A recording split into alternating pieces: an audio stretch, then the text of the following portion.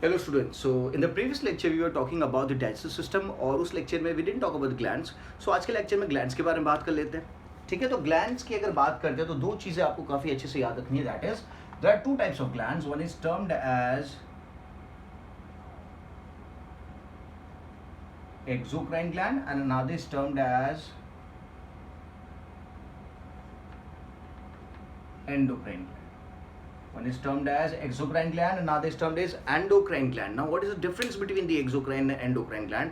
तो सबसे major difference है that they do not have a duct. When you talk about endocrine gland, इसके पास duct मतलब tube नहीं होता है. Okay? तो यहाँ पे मैं लिखता हूँ it is ductless gland. कौन सा gland है? Ductless gland है. और यहाँ पे मैं लिखूंगा duct is present. ओके यहाँ पे डक्ट एब्सेंट है, यहाँ पे डक्ट प्रेजेंट है. Okay we put it as duct is absent. ठीक है, अब यार प्रेजेंट है एब्सेंट उससे क्या फर्क पड़ेगा? ठीक है, फॉर एग्जांपल चलो there's a टैप. ठीक है, नल है और नल से आपको क्या करना है? You need to flower the pots. ठीक है, आपको you need to water the flowers not the pots. Okay, तो आप क्या करोगे? अगर नल एक जगह पे है और दूसरी जगह पे क्या है? There are lots of flowers. ठीक है, गार्डन में. तो आपके पास पाइप नहीं है, क्या नहीं है? डक्ट नहीं है. तो आप क्या करोगे? आप नल को चालू कर दोगे. जैसे नल चालू होगा तो पानी नीचे गिरेगा, पानी नीचे गिरते गिरते फ्लो करता करता आपके गार्डन में फैल जाएगा और आपका पूरा गार्डन भी गीला हो जाएगा. प्लस जहाँ पे प्लांट्स थे, ओके, उन प्लांट्स को भी पानी मिल जाएगा because there is no tube, there is no pipe. But यहाँ पे अगर मैं बात करता हूँ एक्सोक्राइन ग्लैंड्स की बात करें तो एक्सोक्राइन ग्लैंड्स में क्या होता है? ट्यूब होती है, दैट्स अ पाइप. अगर उस नल के साथ मैं पाइप को अटैच कर दूँ, ठीक है, तो क्या होगा? उस पाइप के थ्रू मैं स्पेसिफिक प्लांट्स को जो मैंने जहाँ पे लगा रखे मेरे गार्डन में उनको मैं वाटर कर सकता हूँ. अब क्या होगा? पूरा गार्डन गीला नहीं होगा. जहाँ पे प्लांट्स है वहाँ पे डायरेक्टली मैंने क्या कर दिया? मैंने पानी पिला दिया. मतलब वाटर वेस्टेज ज़्यादा नहीं हो रहा है और directly water is reaching to the site where it is required. Site कौन सी? फ्लावर्स है. तो दिस इज ओनली प्रेजेंट जब ग्लैंड्स के पास क्या प्रेजेंट हो? ट्यूब प्रेजेंट हो. तो जब ट्यूब प्रेजेंट है तो डायरेक्टली आप कहाँ पे सिक्रीट कर सकते हो? Directly on the target organ. पर जब ट्यूब प्रेजेंट नहीं है तो आपको क्या करना पड़ेगा? जो हार्मोन्स उनको रिलीज करना पड़ेगा. कहाँ पे रिलीज करेगा? ब्लड में रिलीज करेगा. Getting the whole idea? अगर मेरे पास गार्डन है, गार्डन में फ्लावर्स लगे हुए और मुझे उनको वाटर करना है, ठीक है, तो मेरे पास पाइप नहीं है तो मैं क्या करूँगा? नल को चालू कर दूंगा. नल चालू होगा तो क्या होगा? पानी पूरे गार्डन में फैलेगा धीरे धीरे. तो पूरे गार्डन में जब पानी फैलेगा तो it would reach to the flowers also.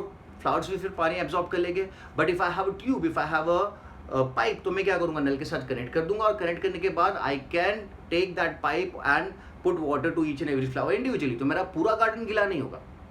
Only जहाँ पे प्लांट्स मैंने डाले थे वहीं पे क्या होगा? गार्डन गीला होगा. Because I have a pipe, I have a tube, I can directly target the flowers, I can directly target the organs. तो यहाँ पे अपन लिखते हैं एक्सोक्राइन ग्लैंड में डक्ट प्रेजेंट. इसके वजह से बेनिफिट क्या है? डायरेक्टली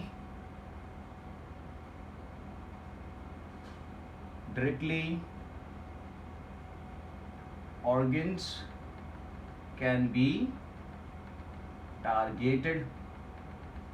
आप डायरेक्टली आपका जो हार्मोन्स है उनको आप टारगेट कर सकते हो पर्टिकुलर ऑर्गन के ऊपर. एंडोक्राइन ग्लैंड्स की बात करें तो यहाँ पे क्या लिखेंगे? Directly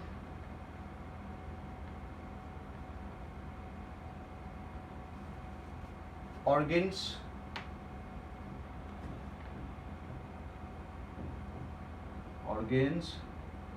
cannot be targeted. ठीक है, क्यों यहाँ पे आपको ऑर्गन्स को डायरेक्टली आप टारगेट कर पा रहे हो? बिकॉज यहाँ पे duct present, because duct is present. अब यहाँ पे डायरेक्टली आप टारगेट नहीं कर पा रहे हो तो यार हार्मोन को कहाँ रिलीज करेंगे?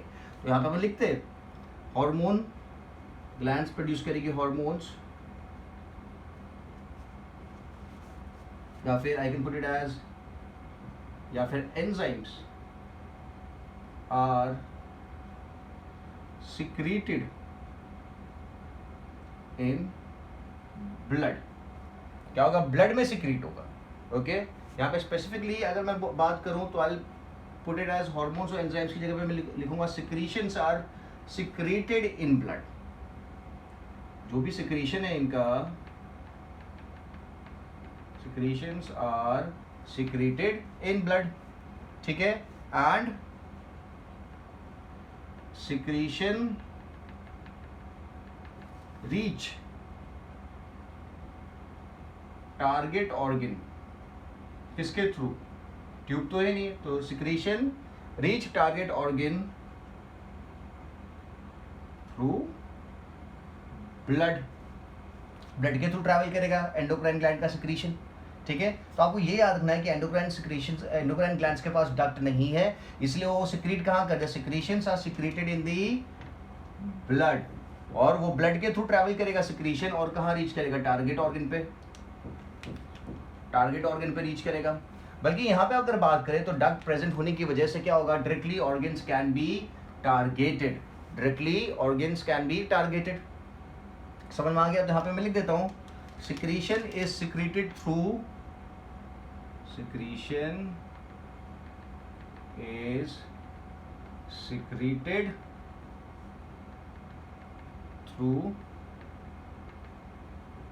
Duct, through a tube. Clear है?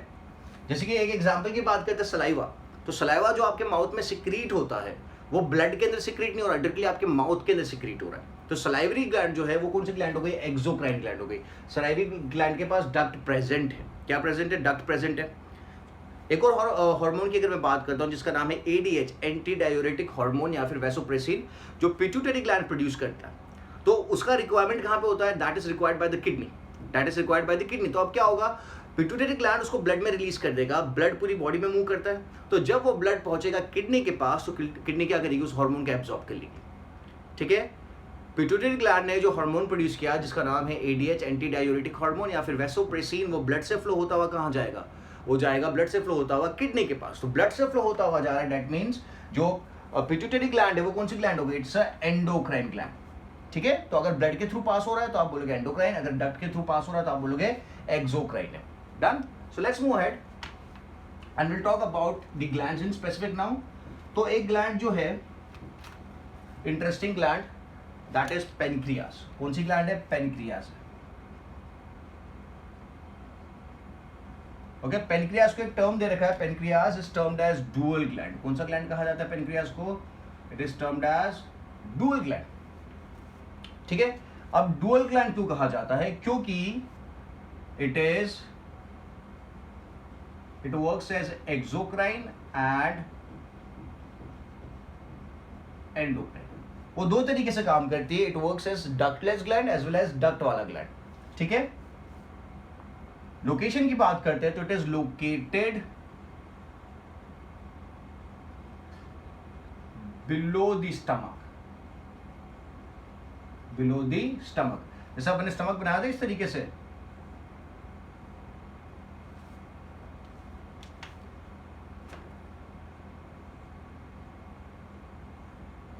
यहाँ पे स्मॉल इंटेस्टाइन चालू हो जाता है, तो जो पेनक्रियास ग्लैंड है उसका लोकेशन होता है इधर, okay. The location is here, मतलब मैं बोल सकता हूँ below the stomach and about the intestine, ठीक है। या फिर in between the stomach and the intestine भी अपन बोल सकते हैं। मैं यहाँ पे वो भी लिख देता हूँ, इन बिटवीन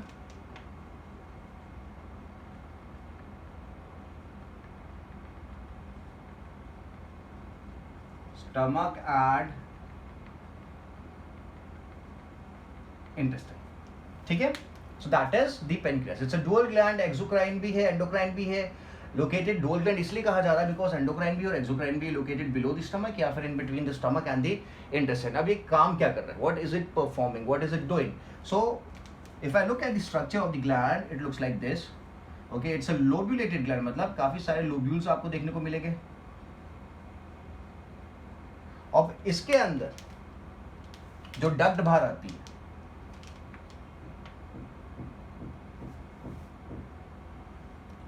जो डक्ट बाहर आएगी यहां से, that duct is known as the pancreatic duct. क्या बोलेंगे उस डक्ट को, the duct is going to be termed as pancreatic duct.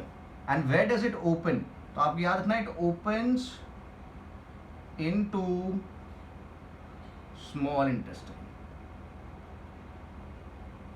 और स्मॉल इंटेस्टाइन में भी स्पेसिफिकली कहाँ पे, तो आपको याद रखना है डिओडेनम में। कहाँ पे? डिओडेनम वाला जो पोर्शन था वहाँ पे, ठीक है। अभी ये जो पेनक्रियास है इसके पास दो टाइप के सेल्स है। कौन से टाइप के सेल है? Two types of cells. Two types of cell कहाँ पे प्रेजेंट है? पेनक्रियास में प्रेजेंट है। एक जो ग्रुप ऑफ सेल्स है उसे कहा जाता है आइलेट्स ऑफ लैंगरहांस। क्या कहा जाता है? Islets of,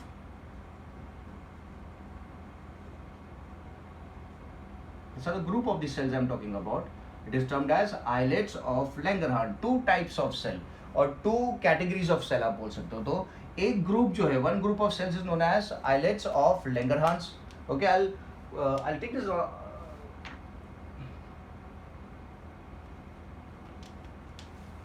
I'll put it as pancreatic cells.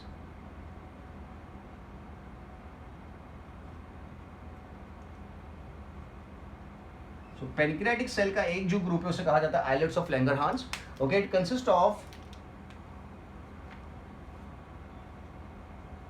alpha cell and delta cell. It consists of alpha cell and delta cell. ठीक है, alpha cell and delta cell. अल्फा सेल सिक्रीट करते हैं एक चीज को that is termed as glucagon. क्या कहा जाता है उसे? ग्लूकागॉन कहा जाता है। और डेल्टा सेल है वो प्रोड्यूस करते हैं एक hormone that is insulin. So alpha cell produce glucagon and delta cell produce insulin. अब आपको याद होता है कि यार ये किस काम में आता है, ठीक है। तो आपने जो अपने फर्स्ट लेक्चर में बात करी थी कि जो सिंपल फूड बनाता है, जो शुगर बनी थी आपकी बॉडी में, उसको आपके ब्लड में सप्लाई किया जाता है, ओके। और फिर ये जो शुगर्स है इनको सेल एब्जॉर्ब करते हैं। जो सिंपल फूड था उसको आपके ब्लड में सप्लाई किया जाएगा और फिर इन्हें कौन एब्जॉर्ब करेगा? इनको सेल्स एब्जॉर्ब करेगा और फिर क्या करेगा? उनमें से एनर्जी निकालेंगे। तो सेल जब एब्जॉर्ब करते हैं तो उनको हेल्प कौन करता है? तो उनको हेल्प करता है insulin. Insulin helps in absorption of sugar from the blood to the cell, ठीक है। किस काम में इंसुलिन काम कर रहा है? तो अपन लिखेंगे helps in absorbing sugar from blood and delivering it to cell to perform what process? To perform the process of energy production. Alpha cell क्या करते हैं? तो अल्फा सेल, अच्छा, अगर मेरी बॉडी में इंसुलिन नहीं होगा, okay, if there is no insulin my body, what is going to happiness? Okay, मेरी बॉडी में जो शुगर था, जो ब्लड के अंदर शुगर आया, मेरा खाना खाने के बाद मैंने जो शुगर बना, वो शुगर को सेल एब्जॉर्ब नहीं कर पाएगी, क्योंकि सेल हेल्प कौन करता है? इंसुलिन करता है। Helps in absorbing sugar from the blood and delivering it to the cell. ये कौन करेगा? इंसुलिन करेगा। अगर इंसुलिन एब्सेंट है तो मेरी बॉडी के अंदर क्या होगा? मेरी बॉडी के पास शुगर का प्रोपोर्शन बढ़ता जाएगा और उस कंडीशन को क्या कहा जाता है? That condition is termed as diabetes, ठीक है। तो अभी आपको पता चल जाना चाहिए डायबिटीज क्यों होता है। डायबिटीज इसलिए होता है क्योंकि पेनक्रियास ठीक से इंसुलिन प्रोड्यूस नहीं कर पा रहा है। There is no production of insulin या फिर लो production of insulin.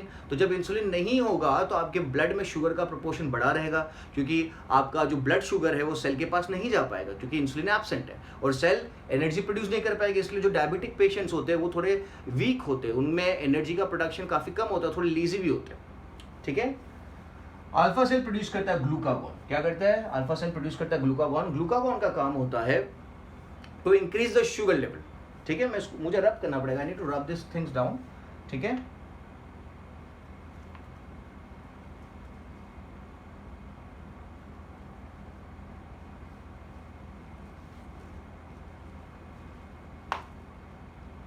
Okay, glucagon क्या करता है? तो ग्लूकागॉन का काम है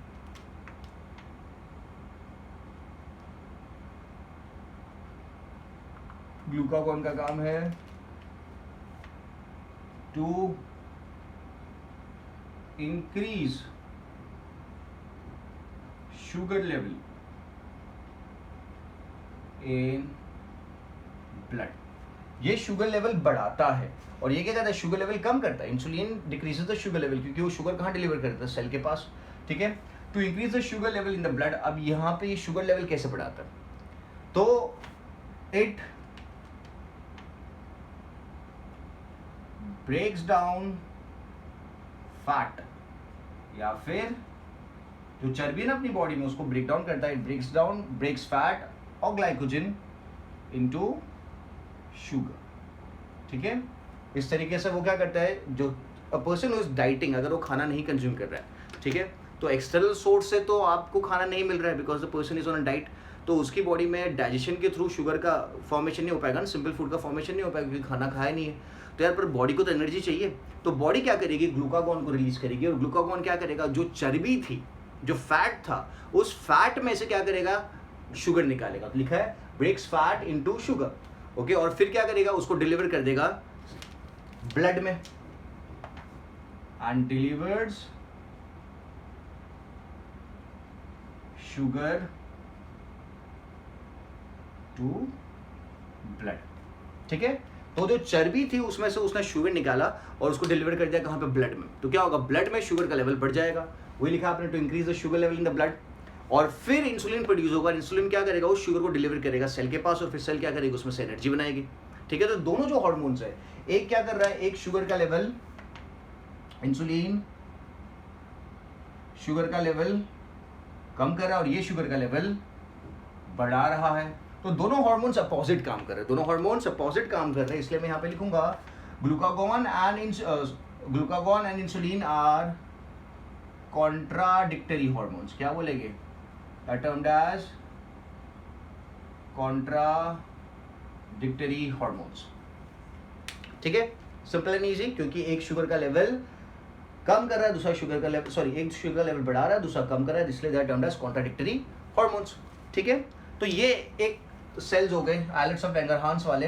दूसरे एक सेल्स प्रेजेंट है जिन्हें कहा जाता है पेनक्रियाटिक एक्नी।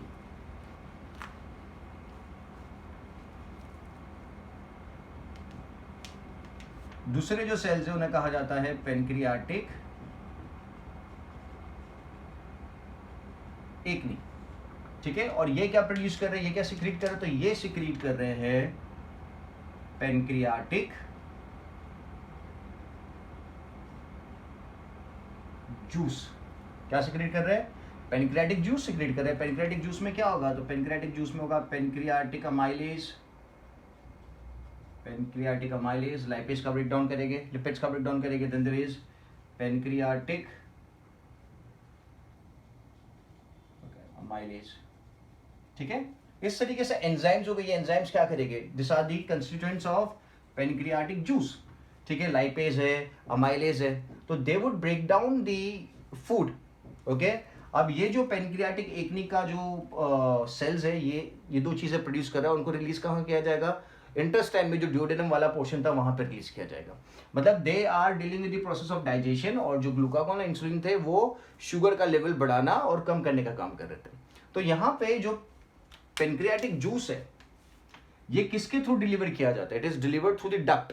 कौन सी duct, pancreatic juice is delivered through duct to intestine। कौन सी डक्ट, तो पेनक्रियाटिक डक्ट। ठीक है, तो इसलिए डक्ट के थ्रू काम हो रहा है, तो पेनक्रियास जब ये चीजों को सिक्रेट कर रही है, पेनक्रियाटिक जूस को सिक्रेट कर रही है, तो we can term the pancreas as exocrine. क्या बोल सकते हैं, we can term the pancreas as exocrine in terms of secretion of pancreatic juice. But जब वो सिक्रेट करे इंसुलिन एंड ग्लूकागॉन, तो मैं यहाँ पे लिखता हूं insulin and glucagon are delivered in blood, insulin and glucagon are delivered in blood, उसे ब्लड में रिलीज किया जाता है। तो उस केस में आप पेनक्रियाटिक ग्लैंड को क्या बोलोगे, इट्स अ एंडोक्राइन ग्लैंड, क्योंकि सिक्रेशन क्या हो रहा है, ब्लड के अंदर हो रहा है। ठीक है, तो दिस इज पेनक्रियास। पेनक्रियास में क्या क्या प्रोड्यूस हो रहा है, पेनक्रियाटिक जूस प्रोड्यूस हो रहा है। कौन कर रहा है, जो सेल्स है जिनका नाम है pancreatic acne, pancreatic juice secrete कर रहे हैं, और वो जूस को डिलीवर किया जाएगा through pancreatic duct to the intestine, इसलिए एक्सोक्राइन हो गया। इसलिए क्या हो गया, एक्सोक्राइन हो गया। और दूसरे जो सेल्स है जिनका नाम अपन ने बोला, that is islets of Langerhans, वो क्या प्रोड्यूस कर रहे हैं, insulin and glucagon. Insulin sugar level कम करता है, ग्लूकागॉन शुगर लेवल बढ़ाता है, और ये ब्लड के अंदर रिलीज होते हैं। तो उस केस में आप पेनक्रियास को क्या बोलोगे, it is going to be termed as endocrine gland. तो पेनक्रियास दोनों ग्लैंड का काम कर रही है, एंडोक्राइन का भी काम कर रही है, एक्सोक्राइन का भी काम कर रही है। इससे अपन ने क्या नाम लिखा था, pancreas is termed as the dual gland, it is termed as the dual gland. ठीक है, दूसरी जो ग्लैंड एसोसिएटेड है that is the liver, it is the liver. ठीक है, लिवर की अगर बात करते हैं, लिवर कुछ इस तरीके से, okay, liver is going to be like this.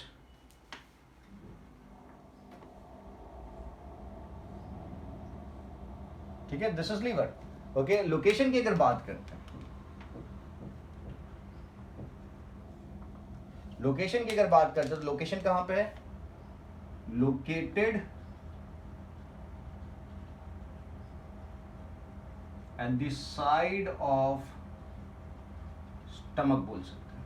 कहां पे बोल सकते हैं, स्टमक बोल सकते हैं। जैसे कि डाइजेस्टिव सिस्टम बनाई थी, ये स्मॉल इंटेस्टाइन वाला पोर्शन आ गया, यहाँ पे कौन होगा, यहाँ पे होगा पेनक्रियास। तो यहाँ पे कौन है, तो यहाँ पे है लिवर, यहाँ पे स्टमक के साइड में लिवर है। ठीक है,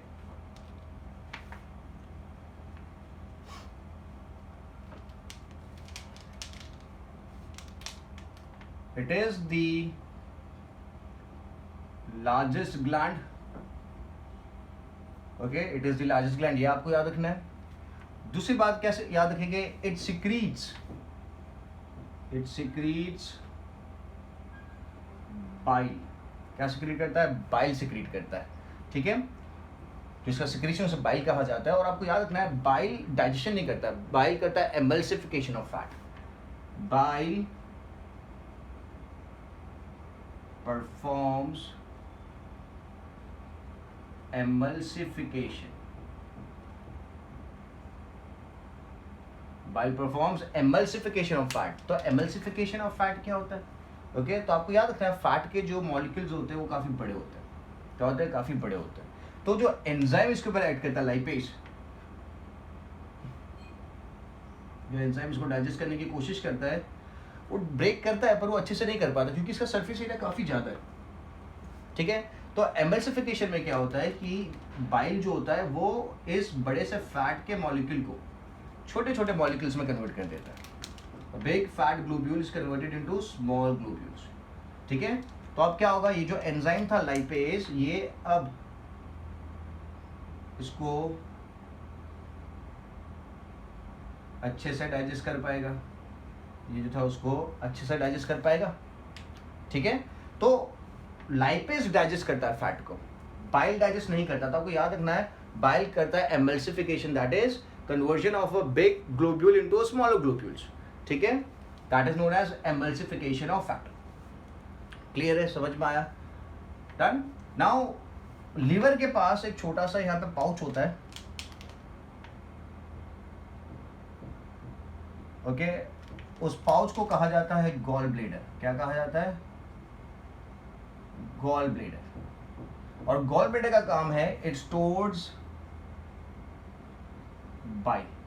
ठीक है, और लीवर का क्या काम है, सिक्रीट करना, बाइल को प्रोड्यूस करना। तो कंफ्यूजन होता है हमेशा कि यार लीवर और गॉल ब्लैडर में डिफरेंस क्या है। तो गॉल ब्लैडर क्या कर रहा है, स्टोर कर रहा है बाइल को। ये बाइल बना कहां पे, तो बना है लीवर के अंदर। ठीक है, गॉल ब्लैडर के साथ जो डक्ट एसोसिएटेड है, जो डक्ट है उसे कहा जाता है सिस्टिक डक्ट। क्या कहा जाता है, सिस्टिक डक्ट। और यहां पे जो डक्ट प्रेजेंट है that is termed as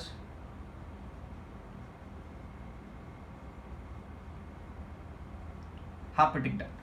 क्या कहा जाता है, cystic duct is the duct of gallbladder tube, जो associated है gallbladder के साथ, उसे cystic duct कहा जाएगा। और जो liver के साथ ट्यूब associated है, जो secretion में हेल्प करेगी, उसे hepatic duct कहा जाएगा।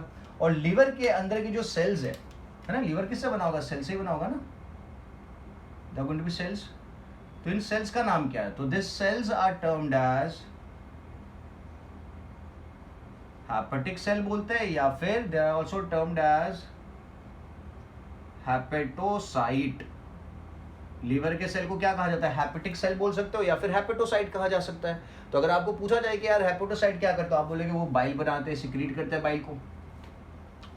ठीक है, सो जो लीवर है it is concern with the process of what, it is concern with the process of emulsification of fat, that is conversion of big fat globules into smaller globules so that the enzymes can act on it, that is the process of emulsification. तो आप ये मत बोलना कि यार bile digestion करता है, bile digestion नहीं कर रहा है, बाइल एमल्सिफिकेशन कर रहा है, ठीक है। तो ये चीज भी अपने याद रखिए, गॉल ब्लैडर क्या कर रहा है, स्टोर कर रहा है बाइल को, और गॉल ब्लैडर के साथ जो डक्ट है उस डक्ट को क्या कहा जाता है, सिस्टिक डक्ट कहा जाता है, ठीक है। और जो लीवर के साथ डक्ट एसोसिएटेड है उस डक्ट को क्या कहा जाता है, हेपेटिक डक्ट कहा जाता है। क्या कहा जाता है, हेपेटिक डक्ट कहा जाता है, ठीक है। अब होता क्या है, ये जो हेपेटिक डक्ट है,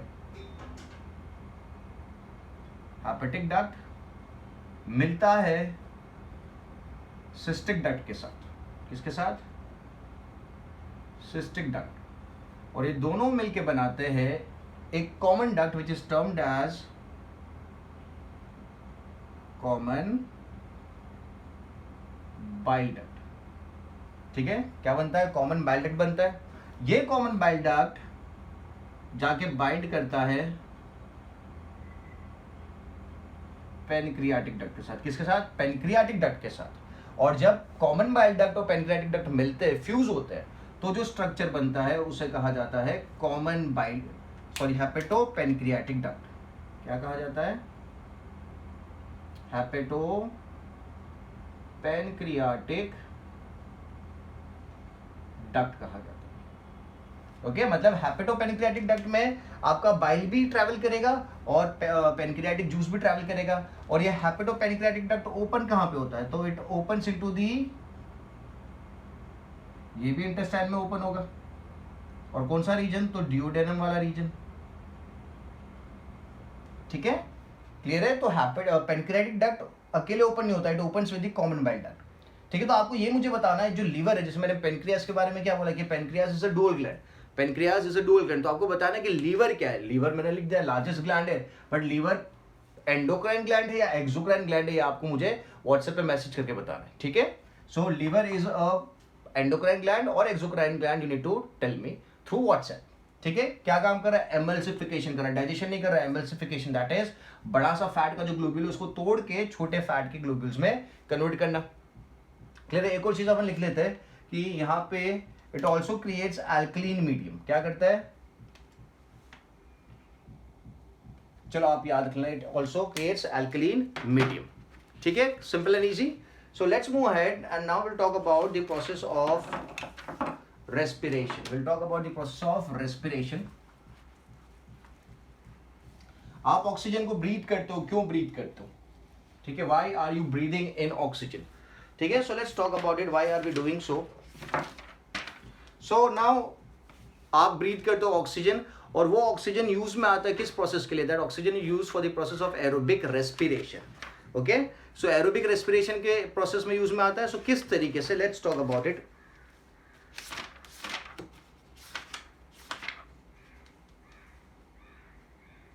ठीक है, सो किस तरीके से वो काम में आता है, तो मैं बता रहा था कि रेस्पिरेशन जो है that is one of the process, that is internal respiration and external respiration, internal respiration and external respiration, ठीक है। तो एक्सटर्नल रेस्पिरेशन में क्या होता है, so that is the exchange of gas from outer environment, exchange of gas between the outer environment and living organism, मतलब यहां पे क्या होता है, आप इनटेक किसको करते हो, आप O2 को इनटेक करते हो, और आपकी बॉडी रिलीज क्या करती है, CO2 रिलीज करती है। मतलब O2 आपने कहां से लिया, तो O2 आपने लिया एनवायरमेंट से, और CO2 कहां से रिलीज किया, तो बॉडी से। तो ये हो गया exchange of gas from outer environment and living organism, exchange of gas between, I put it as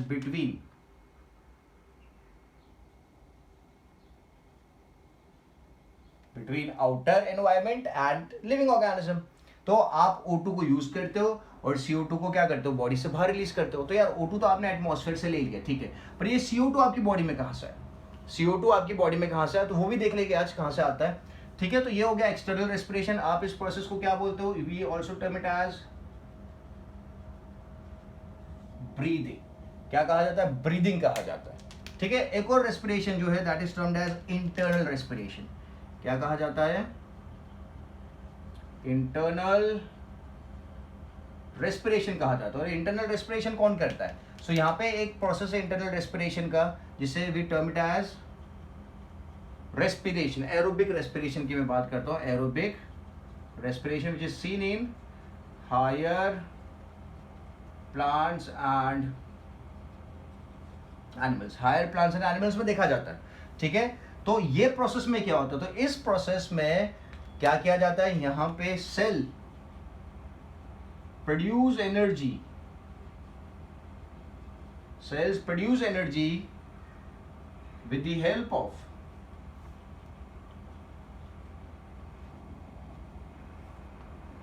oxygen. Okay, यहां पे सेल्स क्या करते हैं, एरोबिक रेस्पिरेशन में जो हायर प्लांट्स और एनिमल्स के सेल्स है वो क्या करते हैं, सेल प्रोड्यूस एनर्जी, कौन सी एनर्जी, एटीपी, अपनी बात हुई थी, ओके, एटीपी प्रोड्यूस करते हैं, okay, with the help of O2 जो आपने इनहेल किया। सो ये जो हो रहा है ये कौन से लेवल पे हो रहा है, this is happening at the cellular level, okay, cell के अंदर हो रहा है, तो मैं इसको बोल सकता हूँ दिस इज सेल्यूलर रेस्पिरेशन भी बोल सकता हूँ, समझ में आया, this is also termed as cellular respiration. Okay, ये क्या हो रहा है, एक्सटर्नल लेवल पे हो रहा है, आपकी नोज पार्टिसिपेट कर रही है, आपकी लंग्स पार्टिसिपेट कर रही है वाले प्रोसेस में, और उसके बाद जब ऑक्सीजन आपकी बॉडी के अंदर आ गया तो उसे ट्रांसफर किया जाएगा किसके पास, सेल के पास, किसके थ्रू, ब्लड के थ्रू। और आपका ऑक्सीजन को ब्लड में कौन कैरी करता है, तो हीमोग्लोबिन कैरी करता है, the oxygen is carried in the blood by haemoglobin, ठीक है। तो सेल्यूलर रेस्पिरेशन में क्या किया जाएगा, एनर्जी प्रोड्यूस की जाएगी, क्लियर है। So I talk about the cellular respiration first, आपको ब्रीदिंग तो समझ में आ गया, ओके, फिर अपने एक्सटर्नल रेस्पिरेशन की बात करते हैं। अब सेल्यूलर रेस्पिरेशन में क्या होता है, ध्यान से सुनना, आपने जो सिंपल फूड बनाया था, ओके, जो बॉडी ने सिंपल फूड का फॉर्मेशन किया था, उस सिंपल फूड को कन्वर्ट किया जाता है, just a second guys,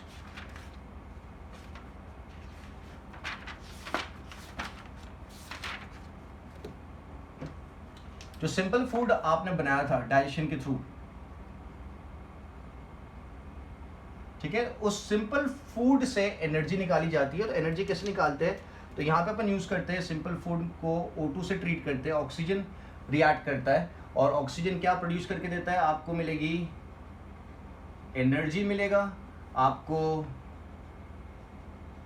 metabolic water मिलेगा और आपको मिलेगा CO2, ठीक है। तो जो CO2 आप एक्सेल करते हो, CO2 किसके थ्रू आता है, सेल्यूलर रेस्पिरेशन के थ्रू आता है, किसके थ्रू आता है, सेल्यूलर रेस्पिरेशन के थ्रू होता है, ठीक है। यहाँ पे जो प्रोसेस है, यहाँ पे मैंने ऑक्सीजन यूज किया, तो ऑक्सीजन अगर यूज किया है तो मैं इस प्रोसेस को बोल सकता हूँ ऑक्सीडेशन हो रहा है, ठीक है। ये जो CO2 है, ये CO2 आपकी बॉडी क्या करती है, रिलीज करती है। अगर आप CO2 रिलीज नहीं करोगे तो आपकी बॉडी में CO2 का बिल्डअप हो जाएगा और आपकी डेथ हो जाएगी। इसलिए आपने देखा होगा कि अगर आप किसी की नोज पकड़ लो, दबा दो या गला दबा दो, तो एक्सचेंज ऑफ गैसेस नहीं हो पाएगा, डिफ्यूजन नहीं हो पाएगा, और क्या होगा, CO2 बॉडी में बढ़ जाएगा और जो बंदा है उसकी डेथ हो जाएगी, ठीक है, क्लियर है। तो यहाँ पे ये प्रोसेस होता है सेल के अंदर। तो किस तरीके से होता है, तो अभी अपन देखते हैं। सिंपल फूड जो है यहाँ पे आपको याद रखना है, that is going to be glucose, that is going to be glucose. Glucose को अपन ट्रीट करते हैं किसके साथ, ऑक्सीजन के साथ ट्रीट करते हैं, किसके साथ ट्रीट करते हैं, ऑक्सीजन के साथ ट्रीट करते हैं।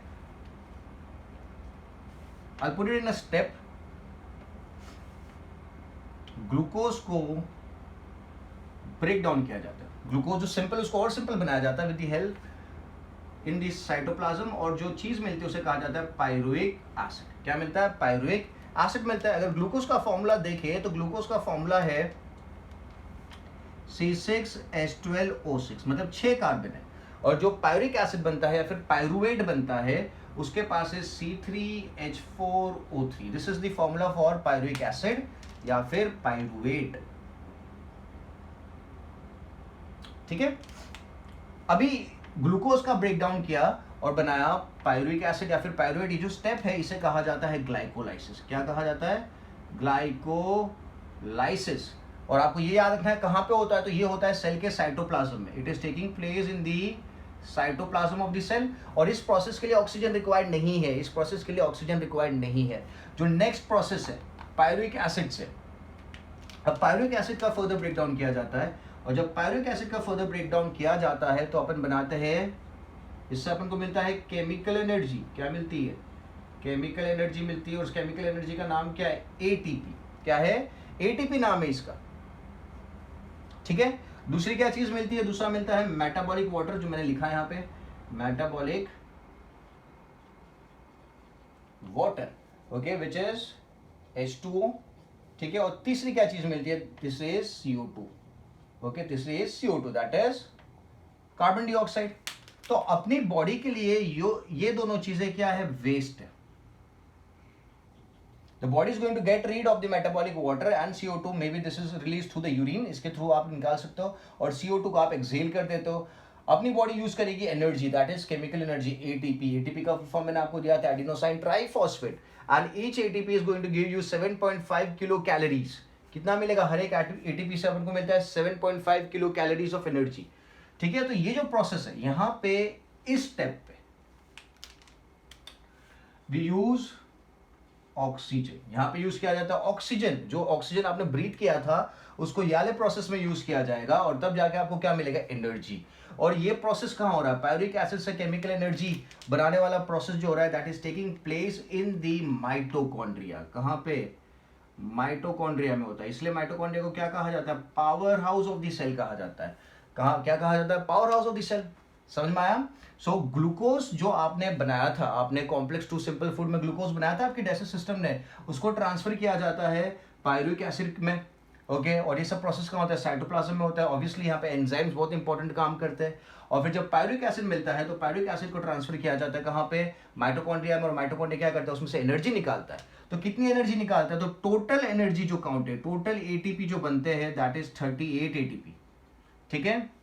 बुक में 2 वैल्यूज लिखी है, 38 भी लिखा है, 36 भी लिखा है, पर मैं आपको बता दूं टोटल जो है वो कितना है? 38 है। और नेट गेन कितना है? तो नेट गेन है 36 ATP। अब what is net gain? Okay, तो मैंने जैसे कि ये पूरा बायोकेमिकल एक्टिविटी करा, तो बायोकेमिकल एक्टिविटी में एनर्जी तो चाहिए ना। भले इस एक्टिविटी के थ्रू आप ATP एनर्जी प्रोड्यूस कर रहे हो, बट उस एक्टिविटी को परफॉर्म करने के लिए भी एनर्जी चाहिए। तो there is use of 2 ATPs during this process, okay, there is use of 2 ATPs during this process. इसीलिए जो टोटल ATPs आए थे 38, उसमें से आप 2 माइनस कर दो, तो नेट गेन कितना हो गया? 36 हो गया, ठीक है। तो this is the difference between 38 and 36। Total count of energy produced is 38 ATPs and net count is 36 ATPs, ठीक है। सो अपनी बॉडी के अंदर हर एक सेल, जो each and every cell of a body is performing this process. This process is continuously happening inside our body. समझ में आया? Because you continuously breathe in oxygen. अब आपको पता चल गया कि अगर आप ऑक्सीजन ब्रीद नहीं करोगे तो आप एनर्जी प्रोड्यूस नहीं कर पाओगे, भले आपने कितना भी खाना खाया हो, बट अगर you are not taking up oxygen, you are not able to produce energy. या फिर उल्टा भी आप कर लो, आप कितना भी ऑक्सीजन ले लो, पर आपके पास खाना नहीं है, आपने खाना खाया नहीं है, तो आपकी बॉडी एनर्जी प्रोड्यूस नहीं कर पाएगी, और एनर्जी प्रोड्यूस नहीं होगी तो आपकी डेथ हो जाएगी, या फिर CO2 का प्रपोर्शन भी बढ़ जाता है। आप ब्रीद नहीं कर पा रहे हो, एक एक्सचेंज ऑफ गैसेस नहीं कर पा रहे हो, तो भी क्या होगा? आपकी डेथ हो जाएगी। So this is the importance of oxygen, that is the reason we breathe. ये जो पूरा प्रोसेस आपने देखा, this is termed as cellular respiration. क्या कहा जाता है इसे? सेल्यूलर रेस्पिरेशन कहा जाता है। और यहाँ पे मैंने ऑक्सीजन यूज किया, ओके। तो अगर मैं ऑक्सीजन यूज करता हूं तो आई टर्म इट एज, ये जो स्टेप है इसको मैं बोल सकता हूं this is aerobic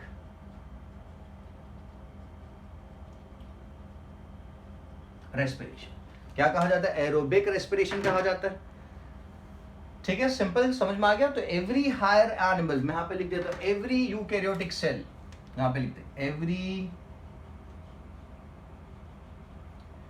eukaryotic cell. पता है ना यूकैरियोटिक सेल क्या होता है? Is going to perform the process of cellular respiration in this way, ठीक है। Every eukaryotic cell is going to perform it in this way, ठीक है। अब अपने पास दूसरे सेल्स भी अवेलेबल है, प्रोकैरियोटिक सेल कहा जाता है। क्या कहा जाता है? प्रोकैरियोटिक सेल कहा जाता है। तो अगर प्रोकैरियोटिक सेल की बात करते हैं तो प्रो बैक्टीरिया किस तरीके से सेल्यूलर रेस्पिरेशन करता है, ठीक है। तो ये चीज को मैं चेंज करूंगा, क्योंकि बैक्टीरिया के केस में थोड़ा सा डिफरेंस आता है, ओके। डिफरेंस, ये जो स्टेप है ग्लूकोज टू पायरुविक एसिड, ये सेम रहने वाला है। Because bacteria is not using oxygen, तो जो एंड प्रोडक्ट्स है उसमें थोड़ा सा डिफरेंस आएगा. Okay, and the difference is going to be this step is common. ये आपको याद रखना है, ये bacteria prokaryotic cell and eukaryotic cell के लिए कॉमन है.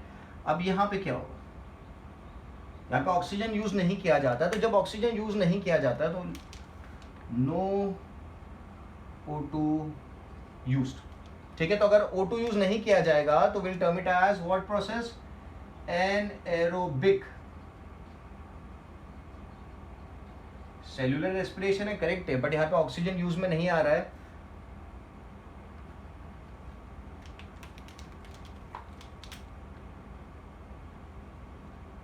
Oxygen is not used. ठीक है, तो we term it as anaerobic respiration. तो जब ऑक्सीजन यूज नहीं किया जाता है तो क्या एंड प्रोडक्ट आएगा, तो एंड प्रोडक्ट आता है इथेनॉल. क्या आता है, इथेनॉल. क्या आता है, इथेनॉल नाम का प्रोडक्ट आता है. और इथेनॉल के साथ एक और चीज आती है, दैट इज कार्बन डाइऑक्साइड. और एनर्जी तो होनी चाहिए, तो एनर्जी आती है, that is very low amount of energy, that is 2 ATP. That is, आप बोल सकते हो 2 ATP ही बनते हैं. कितना बनता है, 2 ATP. और अपने यूकैरियोटिक सेल कितने ATP बनाते हैं, अपने यूकैरियोटिक सेल बनाते हैं 38 ATP, और ये बनाते हैं सिर्फ 2 ATP. मतलब काफी ज्यादा कम एनर्जी हुई. बट बैक्टीरिया तो काफी स्मॉलर ऑर्गेनिज्म है, यूनिसेल्युलर ऑर्गेनिज्म है, प्रोकैरियोटिक, तो उसको तो इतनी ज्यादा एनर्जी रिक्वायर्ड नहीं जितनी अपन को रिक्वायर्ड है. We are multicellular organisms and we perform a lot of biochemical activities, तो इसलिए अपनी एनर्जी डिमांड ज्यादा है. सो एक ग्लूकोज मॉलिक्यूल से अपन प्रोड्यूस करते हैं 38 ATPs, और बैक्टीरिया प्रोड्यूस करेगा सिर्फ 2 ATP. 2 ATPs are enough for the bacteria. ठीक है, तो यहाँ पे एक और चीज जो प्रोड्यूस हो रही है, दैट इज इथेनॉल. इथेनॉल का अगर फॉर्मूला देखें, दैट इज C2H5OH. क्या फॉर्मूला है, C2H5OH. क्लियर है. अब ये वाला जो स्टेप है ये कॉमन है किसके लिए, प्रोकैरियोट्स के लिए और यूकैरियोट्स के लिए. ये वाला जो स्टेप है ये सिर्फ आपको देखने को मिलेगा कहां पे, prokaryotic organism. Okay, so this is performed by a prokaryotic cell. Okay, तो उनमें जो रेस्पिरेशन उसमें ऑक्सीजन यूज नहीं किया जाता है, और जब ऑक्सीजन यूज में नहीं आता है तो we term the process as anaerobic respiration, and the amount of energy produce that is very very low. कितना एनर्जी प्रोड्यूस होता है, काफी कम प्रोड्यूस होता है. ठीक है, सो दिस इज, और हाँ दिस इज व्हाट, इथेनॉल, दारू. ओके, अल्कोहल का फॉर्मेशन होता है. मतलब ये अगर मैं देखूं तो I am talking about a process that is termed as fermentation. आप इस प्रोसेस को फर्मेंटेशन भी बोल सकते हो, क्योंकि बैक्टीरिया जब भी कोई चीज के ऊपर काम करते हैं तो वो उस चीज को सड़ाते हैं. Whenever a bacteria is eating a food material, we term it as its fermentation. वो चीज सड़ रही है. ठीक है, so the process is termed as fermentation. तो फर्मेंटेशन में क्या प्रोड्यूस होता है, इथेनॉल प्रोड्यूस होता है, दारू प्रोड्यूस होता है, और काफी कम अमाउंट ऑफ एनर्जी प्रोड्यूस होती है, और CO2 प्रोड्यूस होता है. ठीक है, आपने देखा होगा कि जब इडली बनाते हैं या फिर डोसा बनाते हैं या खमन बनाते हैं या ढोकला बनाते हैं, उसका जो डो होता है, ब्रेड भी बनाते हैं, तो उसका जो डो होता है उसको आप क्या करते हो, ओवरनाइट रखते हो. ओके, और उसमें आप यूज करते हो, यीस्ट को यूज करते हो. यीस्ट क्या करता है, एनारोबिक रेस्पिरेशन करता है. तो जब आप यीस्ट को यूज करोगे उस डो के अंदर, तो यीस्ट क्या करेगा, इथेनॉल प्रोड्यूस करेगा और कार्बन डाइऑक्साइड प्रोड्यूस करेगा, और ATP तो खुद यूज कर लेगा. अब ये कार्बन डाइऑक्साइड जो फॉर एग्जांपल ये डो है, आपने रात को रखा है, इसमें आपने यीस्ट यूज किया, तो यीस्ट क्या करते हैं, एनारोबिक रेस्पिरेशन परफॉर्म करेगा. यीस्ट परफॉर्म करेगा एनारोबिक रेस्पिरेशन, और जब वो एनारोबिक रेस्पिरेशन परफॉर्म करेगा तो क्या प्रोड्यूस होता है, इथेनॉल प्रोड्यूस होता है और कार्बन डाइऑक्साइड प्रोड्यूस होता है. कार्बन डाइऑक्साइड गैस है, जिसकी वजह से आपका जो डो है ये क्या हो जाता है, स्टार्ट स्वेलिंग अप. क्यों स्वेल हुआ है, क्योंकि CO2 है यहाँ पे, क्योंकि यहाँ पे CO2 प्रेजेंट है, वो फूल जाएगा. ओके, एंड अपन यहाँ पे क्या कर रहे हो, जो एक्टिविटी है बैक्टीरिया की, यीस्ट की, उसको आप यूज कर रहे हो in the process of what, in the process of food making. Okay, alcohol बनाने में भी आप यूज करते हो. ठीक है, तो एनारोबिक रेस्पिरेशन के थ्रू क्या बनेगा, CO2 बनेगा. ठीक है, और फिर आप उस चीज को कंज्यूम करते हो. तो जब आप ब्रेड बनाते हो तो ब्रेड में भी यही प्रोसेस होता है, ओवरनाइट रख देंगे तो कार्बन डाइऑक्साइड प्रोड्यूस होगा तो डो फूल जाएगा. इडली में भी ये प्रोसेस होगा, आप ओवरनाइट रख दोगे तो जो उसका डो है वो फूल जाएगा. फिर आप क्या करते, कुक करते हो, व्हेन यू हीट इट, तो जो इथेनॉल होता है, आप बोलोगे सर दारू का तो टेस्ट नहीं आता इडली में से. ओके, क्यों नहीं आता है? Because when you cook it, when you heat it, ethanol क्या हो जाता है? इवोपरेट हो जाता है. Ethanol evaporates. Ethanol evaporates okay during the process of cooking. तो इसलिए आपको ज्यादा टेस्ट नहीं आएगा क्योंकि इथेनॉल क्या हो चुका है? इवोपरेट हो चुका है. ठीक है, तो दो टाइप के रेस्पिरेशन आपने देख लिए. आप फर्मेंटेशन बोल सकते हो, एनारोबिक रेस्पिरेशन बोल सकते हो. किस में हो रहा है? तो प्रोकैरियोटिक सेल के अंदर हो रहा है. प्रोकैरियोटिक सेल के अंदर हो रहा है. ठीक है, इसका यूज अपन करते किस में? कुकिंग में अपन यूज कर रहे हैं. दूसरी एक बात यह है कि जो मैं यहां पे लिख देता हूं 1 ATP gives 7.5 किलो कैलोरीज. कितनी कैलोरीज है? 7.5 किलो कैलोरीज दे रहा है. तो आपको मुझे बताना है जब बैक्टीरिया के केस में एक ग्लूकोज कितनी किलो कैलोरीज देगा?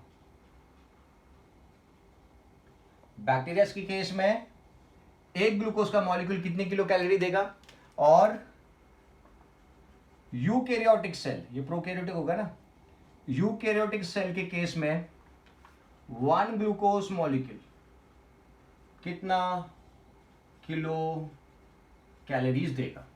ठीक है, ये आपको मुझे व्हाट्सएप करके बताना है कि बैक्टीरिया के केस में अगर एक ग्लूकोज का ब्रेकडाउन हो रहा है तो कितनी एनर्जी बन रही है. यूकैरियोटिक सेल का केस में अगर एक ग्लूकोज का ब्रेकडाउन हो तो कितनी कैलोरीज बनती है. ठीक है, नाउ कभी कभी क्या होता है कि अपनी बॉडी के अंदर ऑक्सीजन की कमी हो जाती है. किस तरीके से कमी होती है? For example if I am running, okay, तो मैं काफी ज्यादा भागा तो एक पॉइंट पे आके क्या होगा? मैं हाफ जाऊंगा.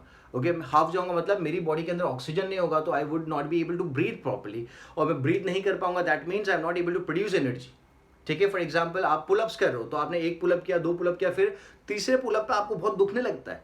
ओके, और आप अपने आप को पुल नहीं कर पा रहे हो. You are not able to pull it up. क्यों? क्योंकि आपकी बॉडी के अंदर एटीपी का प्रोडक्शन जीरो हो चुका है. जो भी एनर्जी अवेलेबल थी वो क्या हो गई? जीरो हो गई, बिकॉज ऑक्सीजन आप ठीक से नहीं ले पा रहे हो.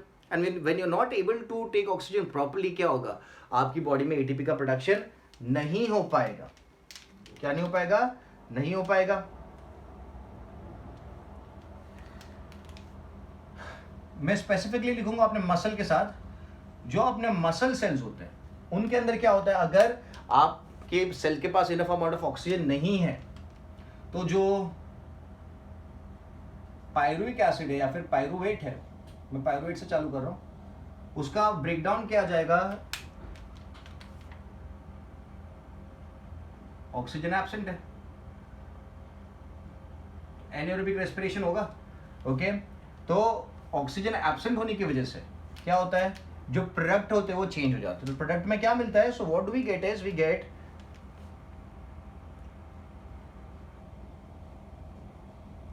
lactic acid and very low amount of energy. okay, lactic acid का फॉर्मूला अगर देखें so that is C3H6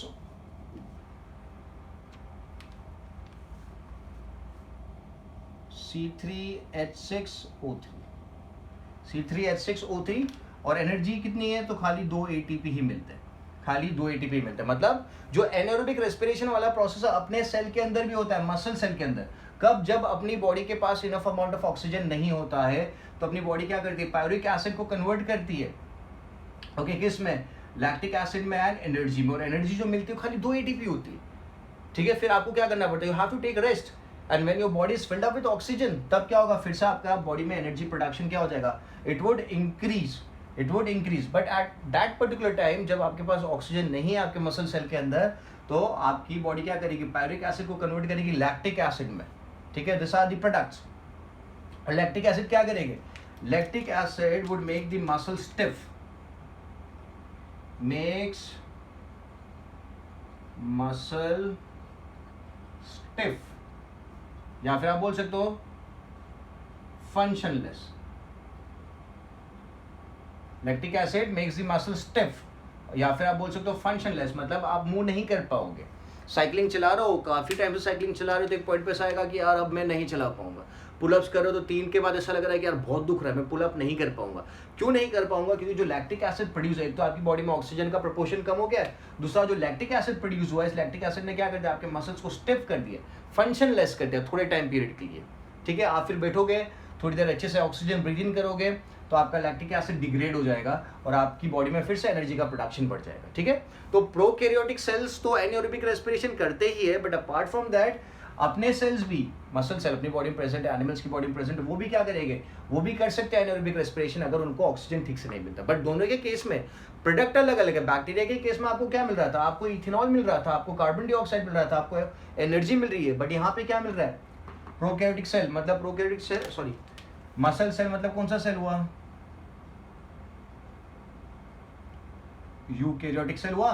तो उसके केस में आपको क्या मिल रहा है, आपको मिल रहा है लैक्टिक एसिड एंड एनर्जी, ठीक है, क्लियर है। लैक्टिक एसिड क्या करेगी, आपके मसल को स्टिफ कर देगी और फंक्शन लेस कर देगी। Done, simple and easy.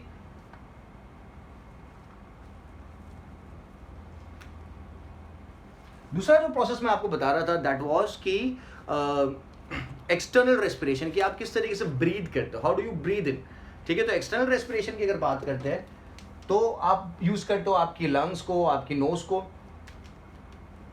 एक बात और याद रखो, मैं ये बोल रहा था कि the what do you call, bacteria में जो पूरा प्रोसेस है रेस्पिरेशन का that is taking place in the cytoplasm, याद रखना आपको।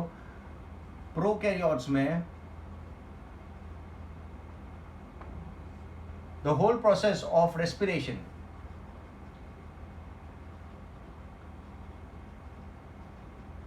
takes place in cytoplasm. Respiration takes place in cytoplasm और यूकैरियोट्स में दो जगह पे होता है, दैट इज द साइटोप्लाज्म। जो फर्स्ट स्टेप था वो साइटोप्लाज्म में होता है, सेकंड स्टेप कहाँ होता है, सेकंड स्टेप होता है माइटोकॉन्ड्रिया में,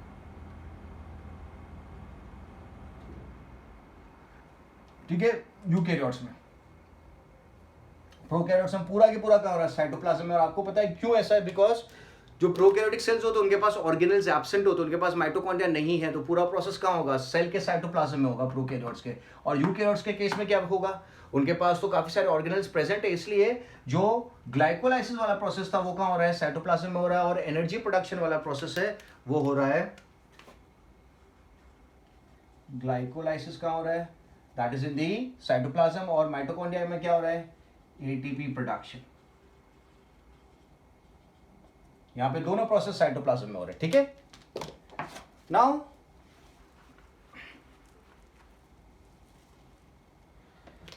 अगर प्रोसेस ऑफ ब्रीदिंग की बात करते हैं तो प्रोसेस ऑफ ब्रीदिंग में आपको याद रखना है देयर इज अ ट्यूब,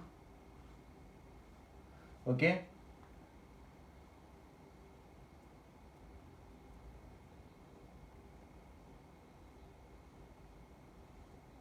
छोटा डायग्राम में बना रहा हूं।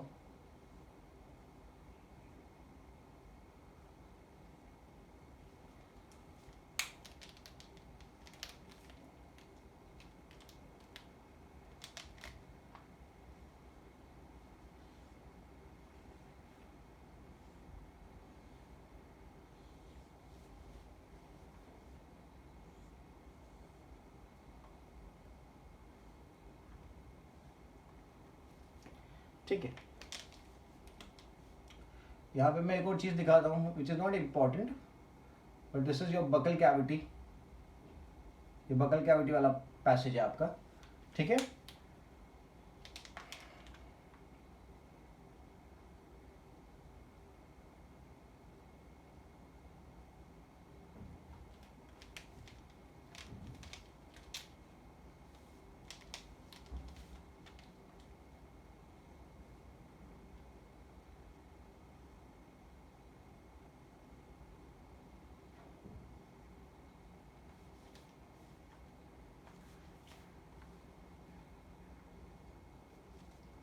आप दोनों लंग्स को देख सकते हो, this lung is smaller compare to this. यहाँ पे एक नॉच दिख रहा है, यहाँ पे हार्ट होता है, क्या होता है, यहाँ पे हार्ट होता है।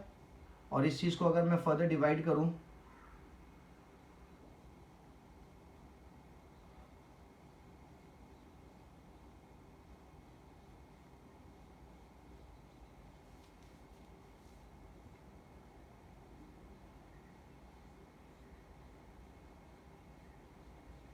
तो ये लंग्स के अंदर इस तरीके से स्ट्रक्चर होते हैं जिन्हें एल्वियोलाई कहा जाता है। क्या कहा जाता है, एल्वियोलाई कहा जाता है, ठीक है।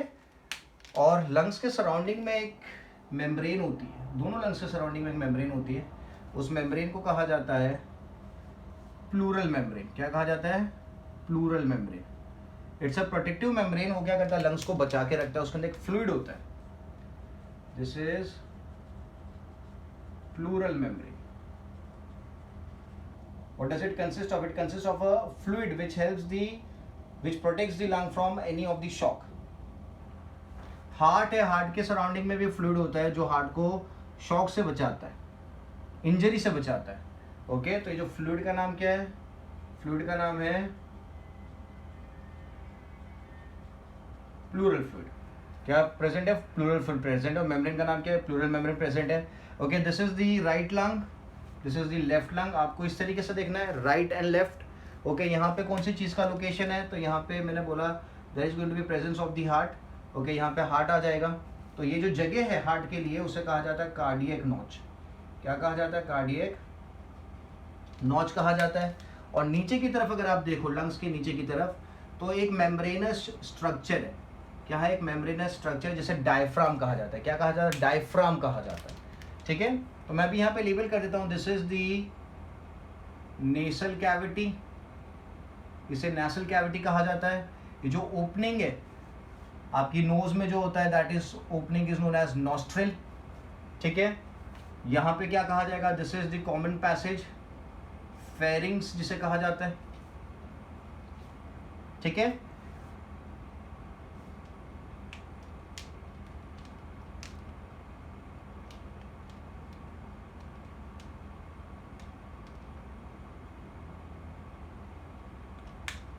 और यहाँ पे पीछे की तरफ क्या होगा? पीछे की तरफ there is going to be presence of the oesophagus. किसका प्रेजेंस होगा? यहाँ पीछे की तरफ ईसोफेगस होगा, आगे की तरफ होगा आपका विंड पाइप। ठीक है, सो ये फेरिंग्स हो गया। This is the voice box. ये क्या चीज़ है? वॉइस बॉक्स है, which is also termed as larynx. और वॉइस बॉक्स के नीचे आप देख रहे हो जो ये स्ट्रक्चर है, this is known as what?